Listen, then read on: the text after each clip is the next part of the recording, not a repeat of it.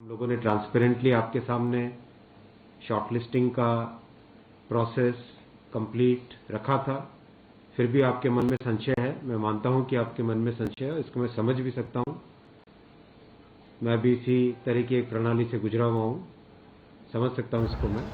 इसलिए एकदम सीरियसली आपके सारे पॉइंट्स को लेंगे। मेरा निवेदन है कि कोई भी छात्र कानून को हाथ में न ले, और जो कमिटी बनाई है और हर एक आरआरबी के चेयरमैन को बोला गया है कि आप जहां पर भी जो भी अपने कंसर्न्स आपके सामने फॉर्मली इनफॉर्मली रखना चाहे, आप उनकी बात सुनिए और उसको सारे कंसर्न्स को कंपाइल करिए, कंपाइल करके कमिटी के पास भेजें। और कमिटी आपके साथ डायरेक्टली भी कांटेक्ट कर रही है। एक ईमेल एड्रेस ऑलरेडी आपके सामने पब्लिसाइज किया गया है। इसके अलावा कमिटी फिजिकली भी देश के कई जगह में जाके आप लोगों से मिलेंगी। तो मेरा निवेदन है सबसे पहले कि आप इसको मुद्दे को, इस बात को सीरियसली लें और रेलवे आपकी खुद की संपत्ति है, इसको सुरक्षित रखें और कानून को हाथ में न लें। सर, ये मतलब अभी कमेटी बनाने की बात हो रही है, लेकिन पॉलिटिकली बहुत रिएक्शंस आ रहे हैं। राहुल गांधी, प्रियंका गांधी, अखिलेश यादव और सब ये कह रहे हैं कि जिन छात्रों को अरेस्ट किया गया है उनकी रिहाई करें और जल्द से जल्द उस मामले को सॉर्ट आउट किया जाए। इसमें कोई पॉलिटिकल मुद्दा नहीं है। देखिए, ये एग्ज़ाम बहुत ही केयरफुली किया गया है। 35,000 वैकेंसीज, 1.25 करोड़ एप्लीकेंट्स, एकदम सिस्टमेटिकली, बहुत ही ट्रांसपेरेंटली एग्ज़ाम किया गया। कहीं पर किसी भी जगह एग्ज़ाम से रिलेटेड कोई पॉइंट नहीं आया। और अब जो पॉइंट आया वो है केवल शॉर्टलिस्ट कितने लोगों को किया जाए, वो मुद्दा है। अब उस मुद्दे में अगर हम तथ्य देखें तो 35,281 वैकेंसीज की जगह 7,446 कैंडिडेट्स को शॉर्टलिस्ट किया गया है। और स्वाभाविक है कि किसी भी कैंडिडेट को कानूनन हम रोक नहीं सकते कि एक से ज़्यादा कैटेगरी में अप्लाई करें। तो नेचुरली जो स्टूडेंट्स का पॉइंट है कि आप यूनिक लीजिए, अगर यूनिक लेते तो ये संख्या एक्चुअल में कैटेगरी वाइज देखें तो ये संख्या 20 गुने से ज़्यादा जाएगी। तो नोटिस में, एग्ज़ाम की प्रक्रिया में, एग्ज़ाम का जो नोटिस होता है वो बहुत सैंक्टिटी रखता है। एग्ज़ाम की प्रक्रिया में अगर नोटिस में जो लिखा हुआ है उसके अगर बाहर जाएं तो वो गलत होता है एक तरीके से। इसलिए अब इसको कैसे सॉल्व करना है उसका भी कोई ना कोई तरीका ऑलरेडी सोचा जा रहा है। किसी न किसी तरीके से सोचेंगे कि एग्ज़ाम की सैंक्टिटी भी खत्म ना हो और स्टूडेंट्स का जो ग्रीवेंस है वो भी सॉल्व हो, और जो लोग शॉर्टलिस्ट हो गए हैं उनके अगेंस्ट उनको भी कोई दिक्कत ना हो। इस तरह का कोई एक बैलेंस करके निकालना पड़ेगा। सर, एक सवाल कुछ छात्रों की तरफ से मैं पूछना चाहूंगा। कई छात्र हमें लगातार सोशल मीडिया पे लिखे सवाल पूछ रहे हैं, अगर आपकी अनुमति हो तो। उनमें ये कहा जा रहा है कि ग्रुप बी यानी लेवल 1 के पदों में सीबीटी क्यों लागू किया गया है, जबकि उसमें पेट और डीवी हैं, फिर सीबीटी ग्रुप क्यों है। दूसरा सवाल आप एक साथ चाहें इसका जवाब दे सकते हैं कि 2019 में आई नियुक्ति का पहला पेपर 2022 तक नहीं हुआ है, क्या 2024 तक होगा। जब एनटीपीसी में 20 गुना रिजल्ट कहा गया है तो 11 गुना क्यों दिया गया, एक ही विद्यार्थी का रिजल्ट 5 पोस्ट के लिए क्यों भरा गया। और तीसरा और आखिरी सवाल, 12वीं के पद के लिए 12वीं के बच्चों के साथ ग्रेजुएशन के बच्चों को बिठाया गया, क्या दोनों का स्तर समान है। नॉर्मलाइजेशन में 15-20 नंबर किस प्रक्रिया के तहत बढ़ाया घटाया जाता है। अगर आप छात्रों के सवाल जवाब दें सर, शायद उन्हें फायदा हो। आपने सारे प्रश्न पूछे, सारे महत्वपूर्ण प्रश्न हैं। मैं इन सारे प्रश्नों को एक एक करके लेता हूं। सबसे पहले लेवल 1 में 2 स्टेज एग्जाम क्यों।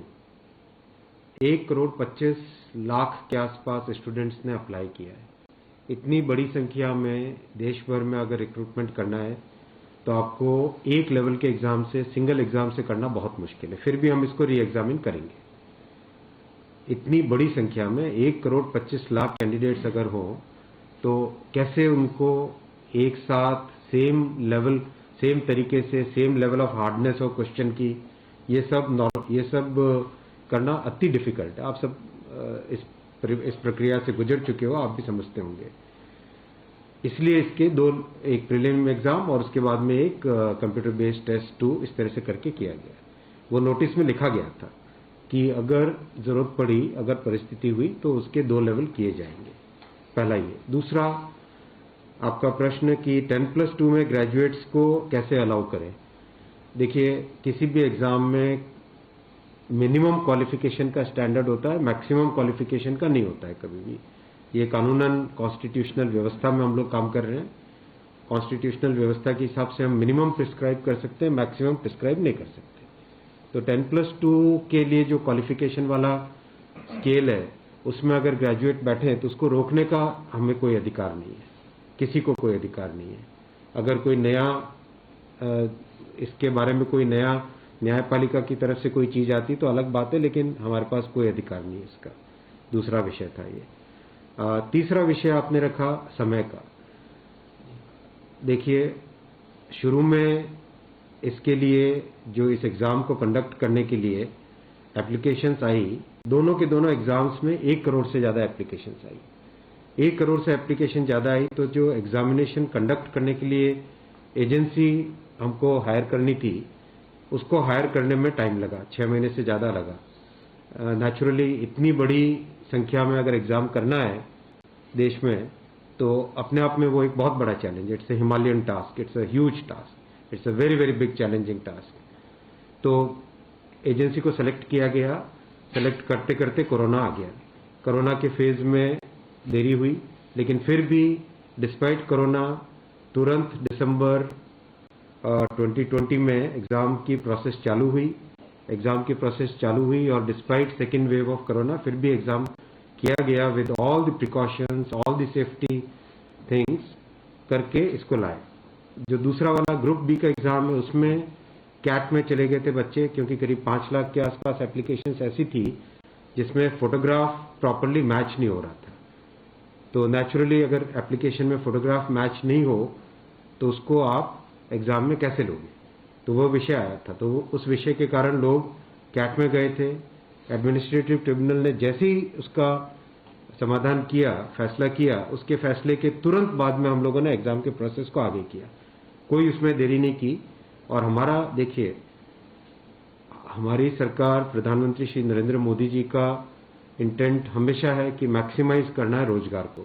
इसीलिए आप देखिए इतनी बड़ी संख्या में, यानी रेलवे में 1,40,000 टोटल, 1,05,000 ग्रुप डी की कैटेगरी में, लेवल 1 की कैटेगरी में, और लेवल 2 से लेवल 6 की कैटेगरी में 35,000 कैंडिडेट्स वैकेंसीज। 1,40,000 की वैकेंसीज लाना कोई छोटी बात नहीं है, बहुत बड़ी बात है। फिर आपका चौथा पॉइंट आप देखिए, ज्यादा से ज्यादा कैंडिडेट्स को फर्स्ट स्टेज से सेकंड स्टेज में जाने का मौका मिले, इसके लिए 2015 तक हमेशा प्रिलिमिनरी एग्जाम जो होता था, फर्स्ट स्टेज होता था, उससे 10 गुना लिए जाते थे, केवल 10 गुना लिए जाते थे। 2015 के बाद में पहले ये संख्या बढ़ा के 15 गुना कर दी गई, जिससे कि ज्यादा से ज्यादा कैंडिडेट्स को मेन एग्जाम के लिए जाने का मौका मिले। और 2019 में इस संख्या को 20 गुना किया गया, ताकि ज्यादा से ज्यादा लोगों को अवसर मिले, ज्यादा से ज्यादा लोगों, क्योंकि फर्स्ट स्टेज जो प्रिलिमिनरी एग्जाम इतना बड़ा नंबर है कि उस नंबर में हो सकता है कुछ बाय चांस उस दिन तबीयत ठीक नहीं हो, कोई दूसरा कारण हो, समय पे पहुंच नहीं पाए, कोई भी कारण से मिस कर गया, तो मैक्सिमम लोगों को हमें चांस देने का इंटेंट है। इसी इंटेंट के कारण 20 गुना किया गया। जो 10 गुना था 2015 से पहले, उसको 20 गुना किया गया 2019 में। तो ये प्रो स्टूडेंट्स, प्रो कैंडिडेट्स वाली अप्रोच है हमारी, और हमारी इंटेंट एकदम नेक नियति से काम कर रहे हैं, सच्चाई से काम कर रहे हैं। देखिए, कोई भी कहीं भी एक भी जगह से कहीं कोई पेपर लीक होने की बात नहीं है, कहीं पे कोई एग्जाम के मैनिपुलेशन की बात नहीं है। जो आज सिर्फ मुद्दा है, मुद्दा सिर्फ इतना है कि शॉर्टलिस्ट कैंडिडेट्स कितने किए जाए। रेल मंत्री अश्विनी वैष्णव को आप सुन रहे थे, उन्होंने कहा है कि इस पूरे परीक्षा में किसी भी तरीके की अनियमितता या धांधली की ऐसी कोई खबर नहीं मिली, लेकिन अगर ऐसा कुछ हुआ है तो इसकी जांच कराएंगे। साथ ही छात्रों से ये अपील की कि इस तरीके से हिंसक विरोध प्रदर्शन ना करें, रेलवे आपकी संपत्ति है, इसको नुकसान ना पहुंचाए।